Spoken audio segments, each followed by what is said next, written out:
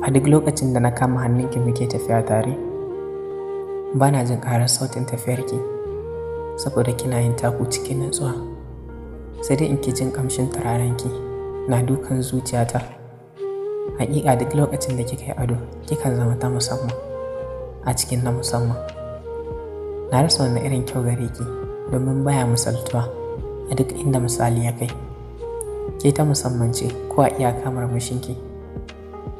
Haƙiƙa ina son in kasance tare da ke, mu ta tafiya tare da ke har abada, ba tare da mun san ina za mu je ba, balle kuma mu san wajen tsayawa.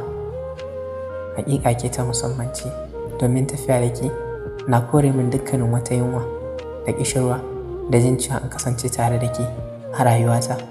Ke ce fatana, ke ce burina na kowane lokaci. Ina son ki, ina son ki, ina son ki.